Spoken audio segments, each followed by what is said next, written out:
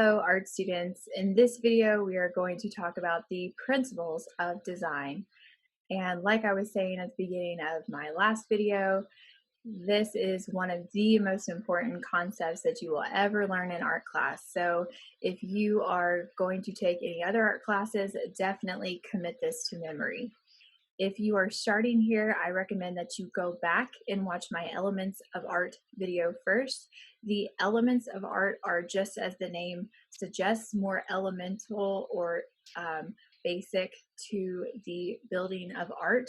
This gets a little bit more conceptual and complex, so definitely start with that first video and then come back and watch this video afterwards. So let's talk about the principles of design. So you should have that same note-taking sheet that you printed out from the last video. And if you notice, it's divided kind of like a book where you've got all the elements on one side and then you have all the principles on the other side.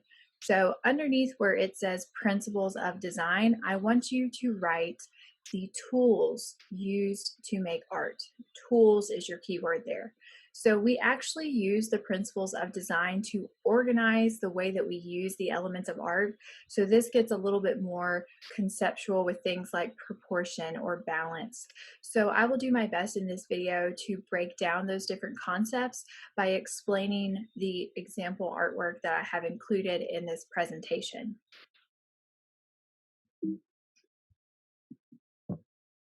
So let's start with balance.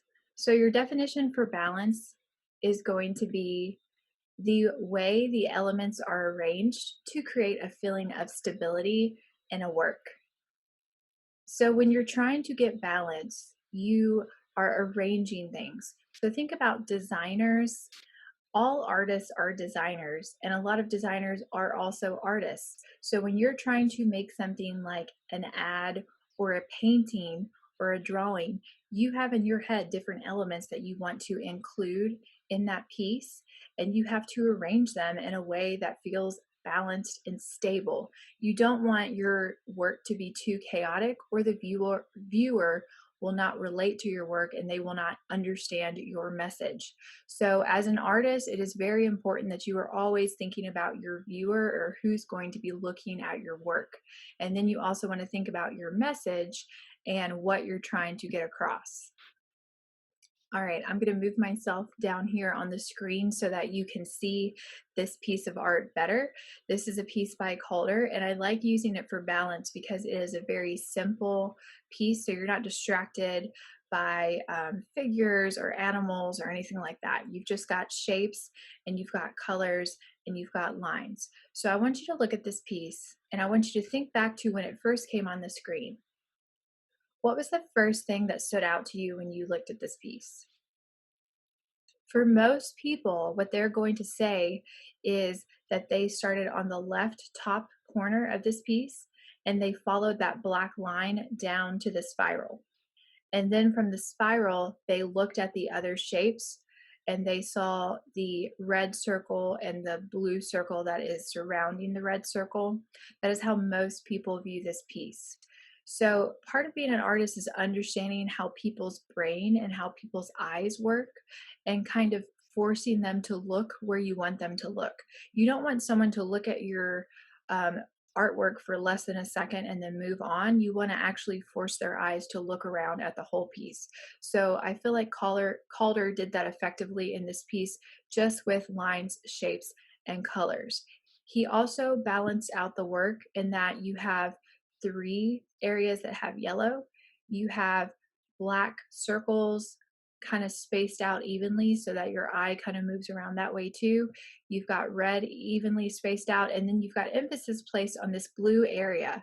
And so that blue could be so different that it was distracting, but because you have this spiral right across from it that's very visually heavy, it balances out the blue. So he has used all these different elements to create a feeling of stability because your eye moves around the whole piece and it doesn't feel like anything is too heavy visually. I want to also explain to you a couple of the different types of balance. So, the first type, and you need to write this down, is symmetrical balance. So, symmetrical balance is when you think about splitting something in half and it is the same on both sides. Think of things like a butterfly or the human face. And so Da Vinci's piece here is an example of symmetrical balance. The parts of the image are organized so that the sides mirror each other. So if I were to fold this piece of paper in half like you do a book, then I have six figures on the left and six figures on the right. I have the same amount of windows on both sides of the piece. Christ is in the center, so his head would actually be folded in half if I folded this piece of art. You can have symmetrical balance from left to right, like we do here, or you can have symmetrical balance from top to bottom. So, either way, as long as one side mirrors the other, you have symmetrical balance. Now, because it is art, you might not have something that is perfectly symmetrical like a butterfly's wings, but it could still be considered symmetrical. Like I have different people on the left and they're arranged slightly differently than the people on the right, but it is still symmetrical balance here.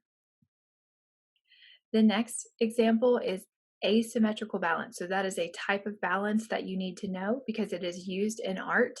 And then this painting by Whistler is a great example of asymmetrical balance without having a lot of elements in the piece. So typically when we look at art, we're going to be attracted to a figure of a person and usually their face first. So that could potentially be too visually heavy for people to look anywhere else in the piece. So when I look at this piece, I usually, most people are going to notice her face first, and especially because she has that white head covering on. But he has balanced that out by including a black dress, and then I travel down her dress to her hands that are also with the white lace. And then we have this dark curtain and this dark floor.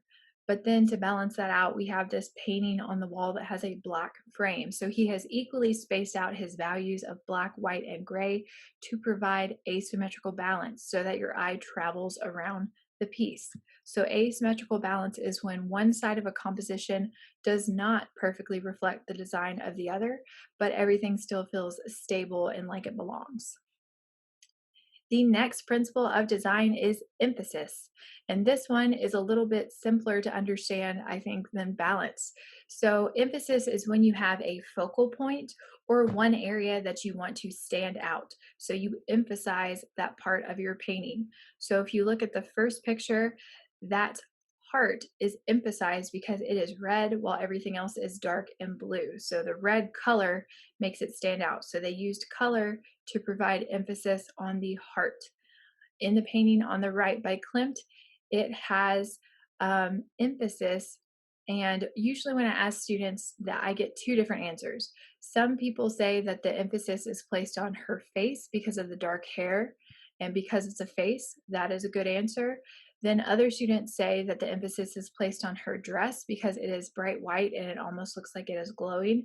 That is another equally good answer. So, the good thing about art is usually, as long as you are thinking, there is not a wrong answer. And another thing that could be emphasized here is the symbolic idea of her purity through the white dress and the fact that it is glowing. So emphasis could be, debated to be several different things in this piece. The next element of art is contrast. So contrast is when you have a large difference between two things to create drama and tension.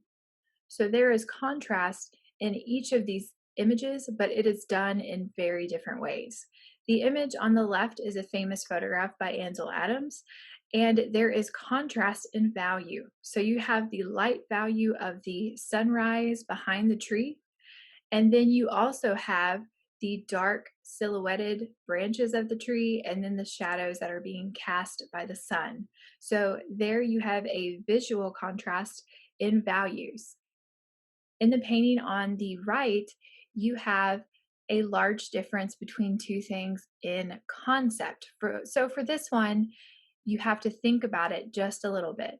Now, when you first saw this image, it might have made you feel a little bit uncomfortable. Maybe you understood why you felt uncomfortable. Maybe you were not sure why you felt uncomfortable. But Dolly is the same artist who did the image of the melting clocks. So he loves making his viewers feel uncomfortable. And if you think about it, what is the normal habitat of a butterfly?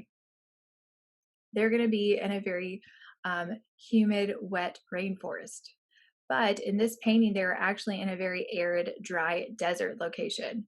So there's contrast there because where they should be and where they are very different. And it does create a little bit of tension. So anytime you have a large difference between two things, it will create drama and tension in your art. And isn't that a goal that we should have as artists so that people want to look at our work and it's interesting? The next principle of design is rhythm. So, for rhythm, you have repeating elements that create movement, regular repetition of elements that create the look or feel of movement. That is rhythm in art. So, let's take a minute to look at this painting on the left by Duchamp. In this painting, at first, it just looks like an abstraction of shapes and lines. I want you to take a second to look at it though and see if you can figure out what the painting is actually of.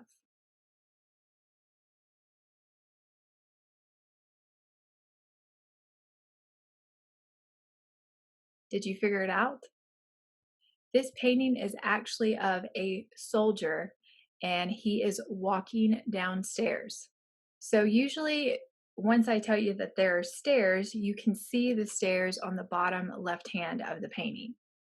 There are, like a pretty explicit zigzag line.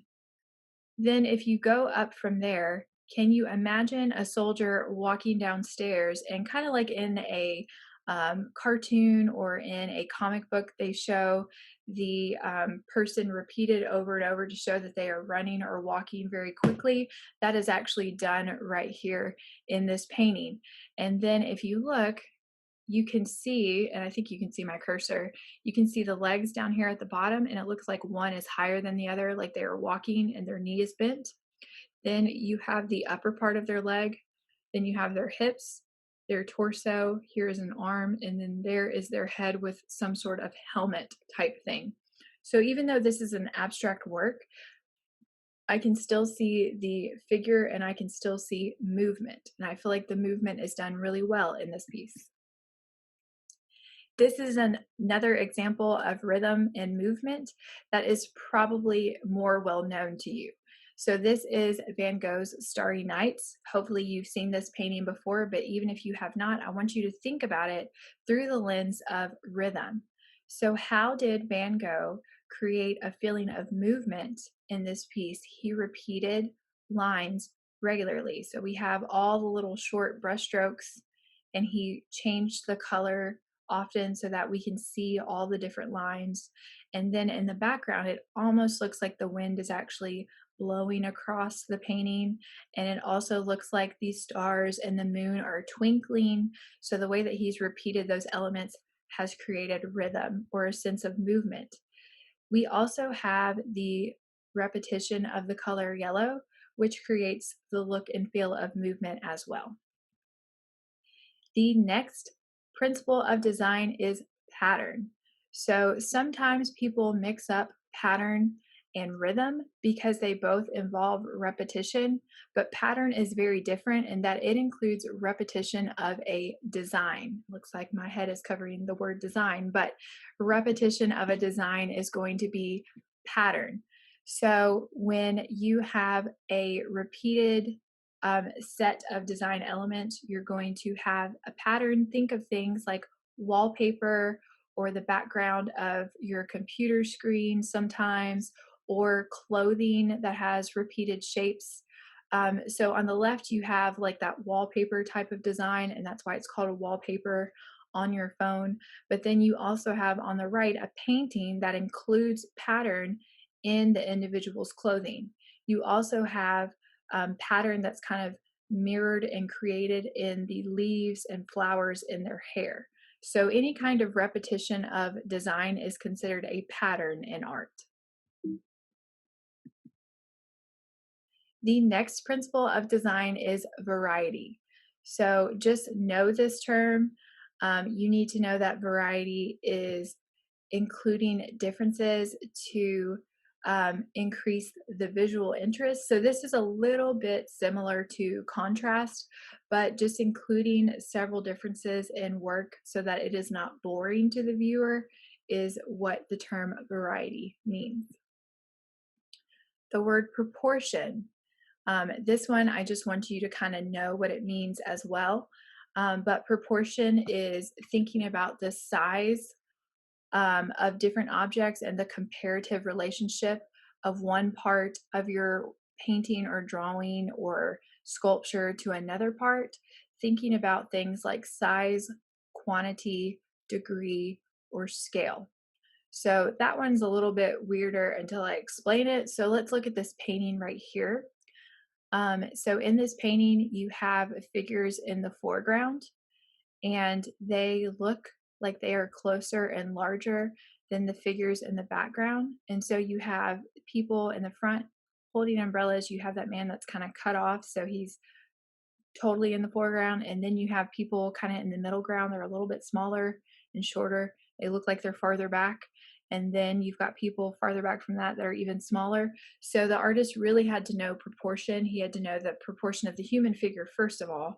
Then he had to know how to show proportion where the people that are farther away actually look farther away based on where he placed them and based on how large he made them. So that is proportion in art.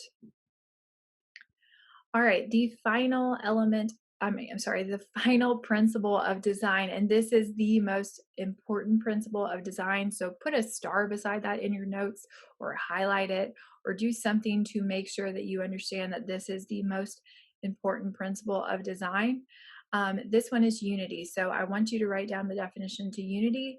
It is when all the elements and principles work together to create a pleasing image. So everything that I've talked about before in the Elements of Art video and in this video about the principles of design, they kind of come to a culmination here in the word unity. And sometimes you'll hear other people call this harmony, but it is the same thing when everything works together to make a pleasing image or a good work of art. So in this piece right here, the artist has used color, they've used value, they've used composition, they have balance, they have contrast. They've used all those different things to create a piece of art that has unity, where all the elements of art and principles of design work together well.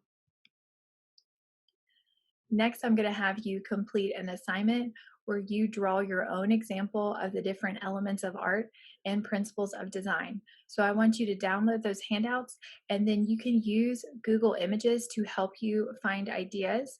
But I want you to be inspired by those ideas instead of copying those ideas. So if you need some inspiration, you are more than welcome to use Google to help you figure out like what should you draw for an example of line and art.